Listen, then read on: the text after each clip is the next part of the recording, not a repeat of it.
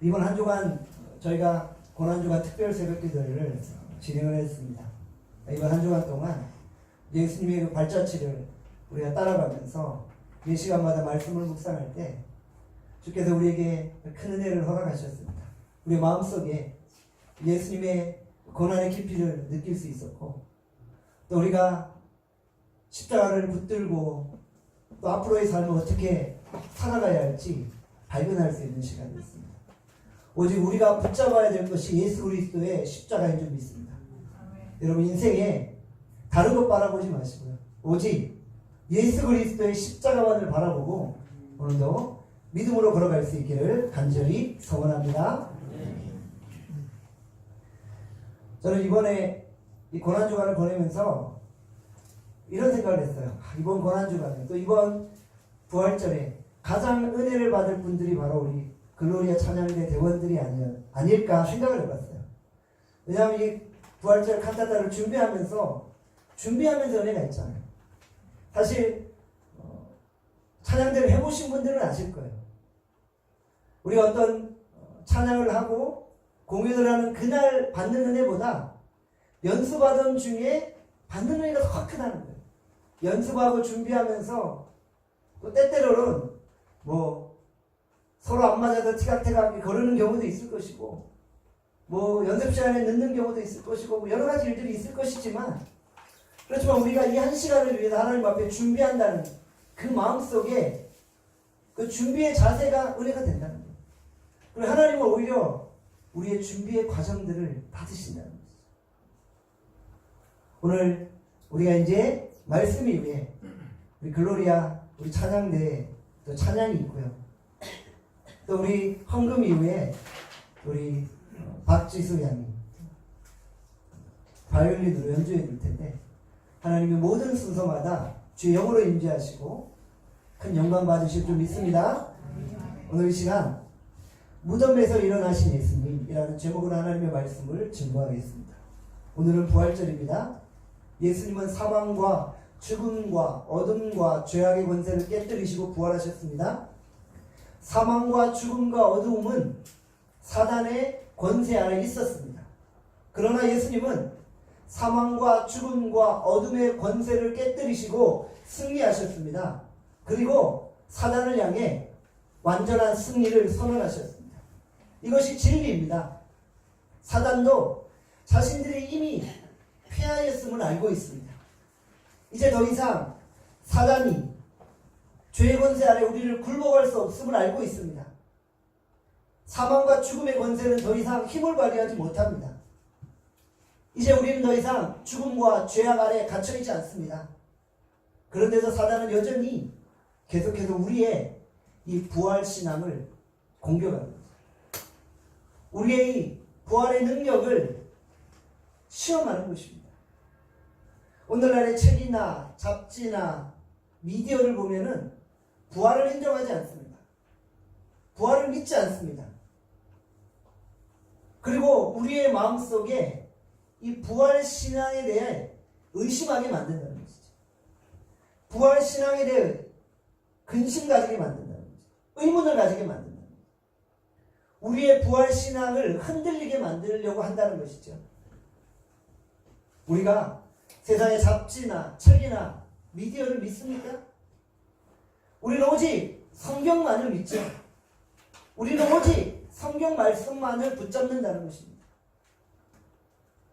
예수님의 부활은 더 이상 우리의 논쟁의 대상이 아니라는 것이죠.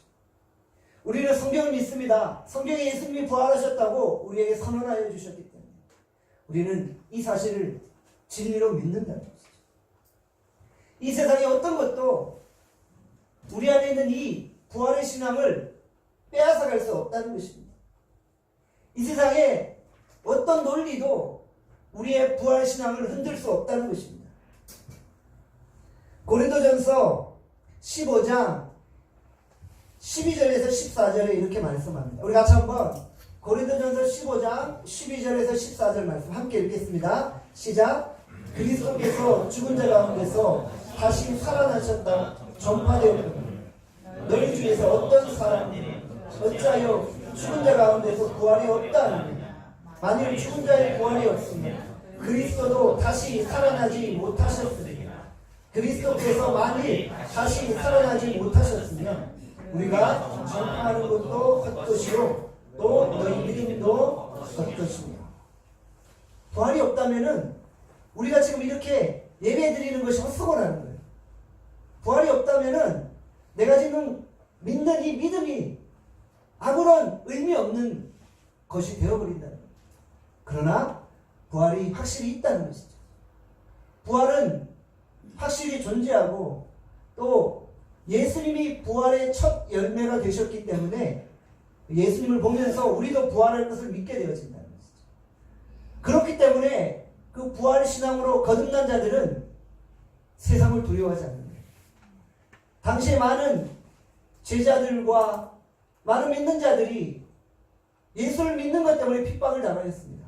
그런데 그들이 부활의 예수님을 경험하고 나서 인생이 달라집니다. 더 이상 핍박을 두려워하지 않고 죽음을 두려워하지 않았다.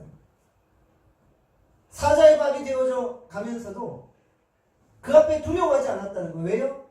죽음 이후에 부활이 있음을 확실히 믿었기 때문이에요. 오늘 우리가 이 부활의 신앙과 부활의 믿음을 가지고 하루하루 걸어갈 수 있기를 원합니다.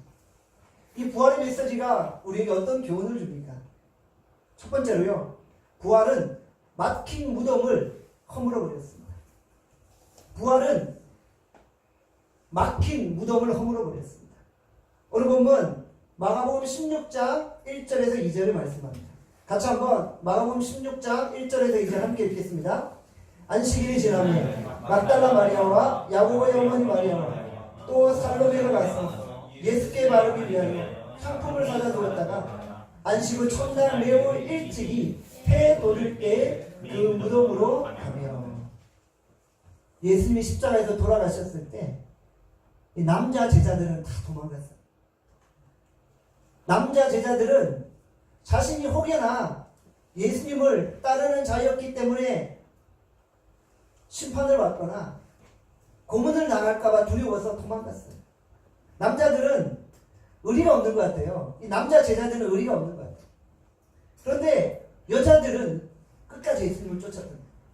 본문에 보니까 막달라 마리아, 야고보의 어머니 마리아, 살로메는 끝까지 예수님을 쫓았어요. 무덤 앞에까지 예수님을 따라왔다는 거예요. 여인들에게는 이 사랑의 마음이 있는 것 같아요. 여자들은 정에 약하잖아요.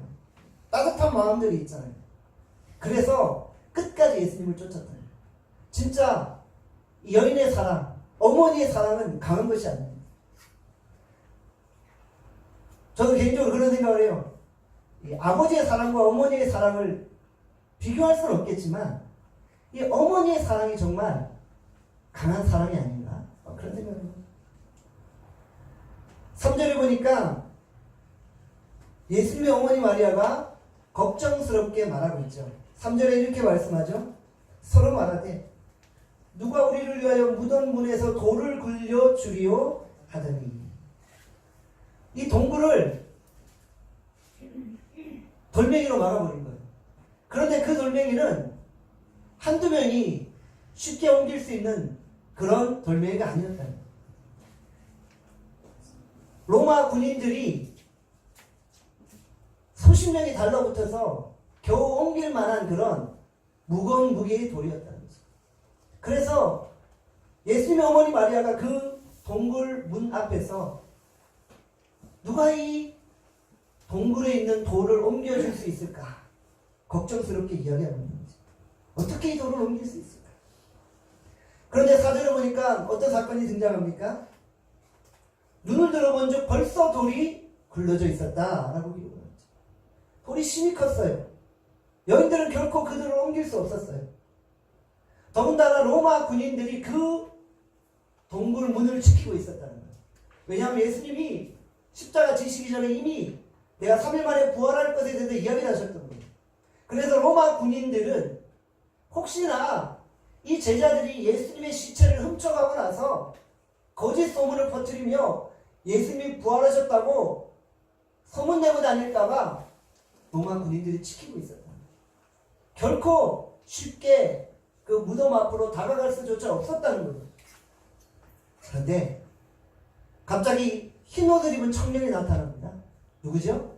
천사들이죠. 천사들이 나타나서 그 돌문으로 옮겼다는 것이죠. 어떻게 이것이 가능합니까? 바로 이것이 부활의 능력이라는 것이죠. 부활의 능력은 막힌 돌을 굴려버립니다. 부활의 능력은 막힌 문을 열어버립니다. 혹시 우리 인생 가운데 막힌 돌들이 있지 않습니까? 우리 인생에 막힌 문들이 있지 않습니까? 오늘 우리가 이 부활의 능력을 의지하면 인생의 모든 막힌 돌들이 다 굴려질 것입니다. 내 인생에 막힌 담들이 있지 않습니까? 막힌 문들이 있지 않습니까? 부활의 능력은 이 막힌 문도 열어버릴 것입니다. 내 마음을 짓누르는 돌들이 있습니까? 부활의 능력으로 이 돌들을 걷어버리기를 간절히 소원합니다. 예수님과 함께하며 부활의 능력을 의지하면 모든 막힌 문들을 허물어버릴 수 있다는 것입니다. 두 번째로 우리는 무덤의 자리를 떠나야만 합니다. 오늘 본문은 5절에 이렇게 말씀하죠.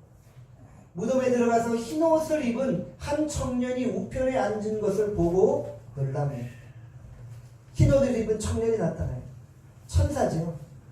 천사가 그 돌문을 열었던 거예요. 그리고 6절에 이렇게 말씀하죠.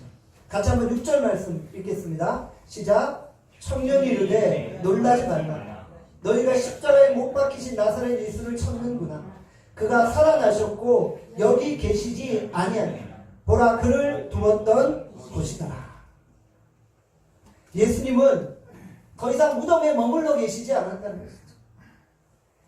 예수님은 살아나시고 부활하셨다는 것이죠. 예수님은 사망의 자리에 계시지 않았다는 거죠. 무덤의 자리를, 사망의 자리를 딛고 일어나셨다는 거죠. 무덤의 자리를 떠나셨다는 거죠. 부활의 능력이 무엇입니까? 무덤의 자리를 떠나는 것입니다. 사망의 자리를 떠나는 것입니다. 무덤은 아무리 아름답게 가꾸어놔도 무덤입니다.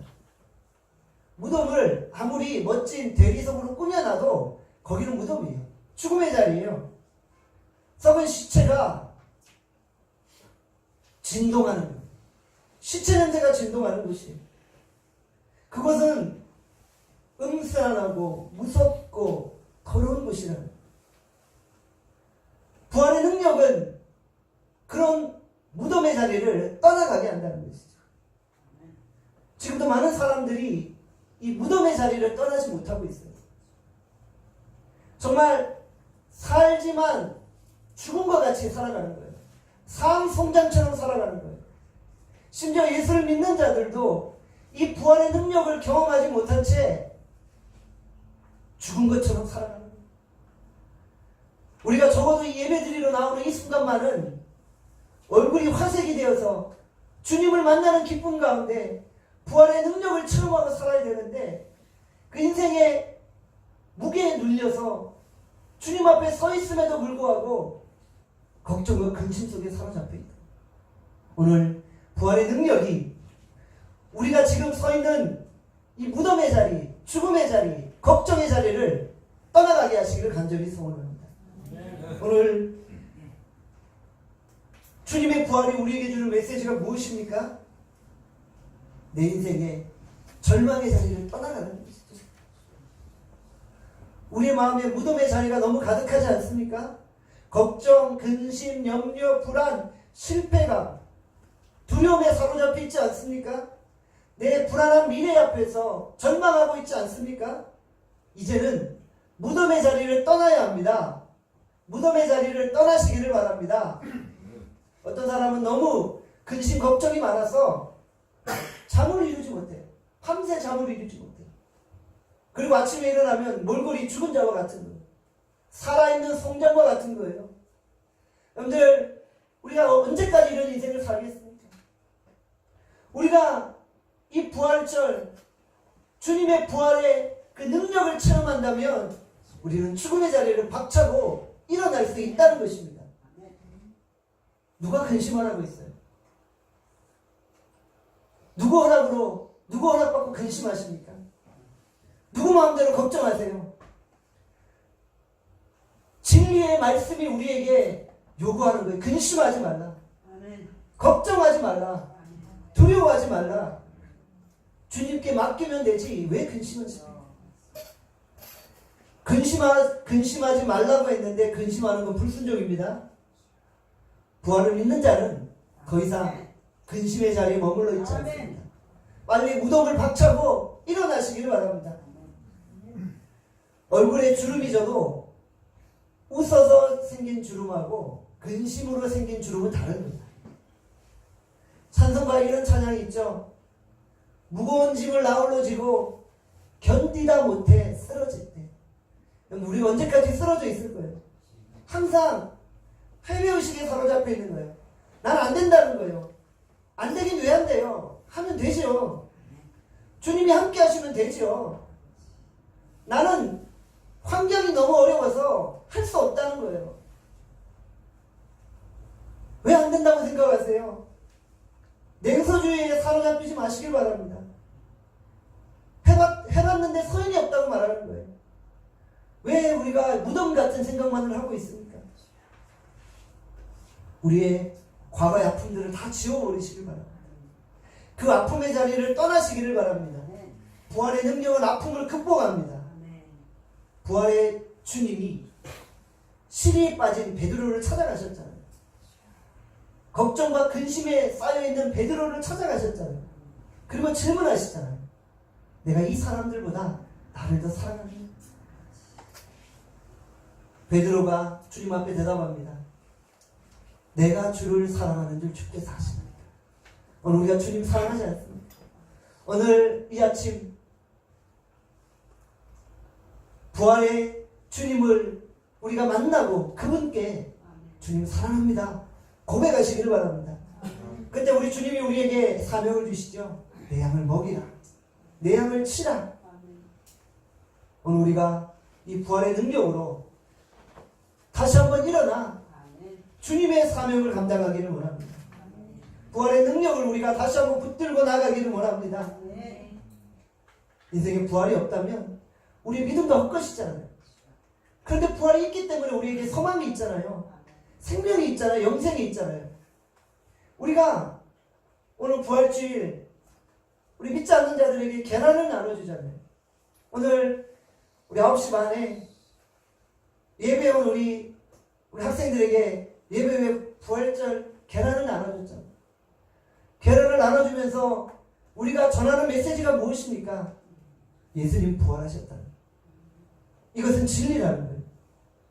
그런데 진짜 부활이 없다면 저와 여러분들은 뭐가 되는 거예요? 사기꾼이 되는 거예요. 그렇잖아요. 학생들에게 예수님 부활했습니다라고 계란 나눠주면서 예수님 부활이 없어. 그건 가짜야. 그럼 뭐예요 우리는? 저와 여러분 다 사기꾼이에요. 저는 사기꾼이고 여러분은 사기꾼의 공범이 되는 거예요.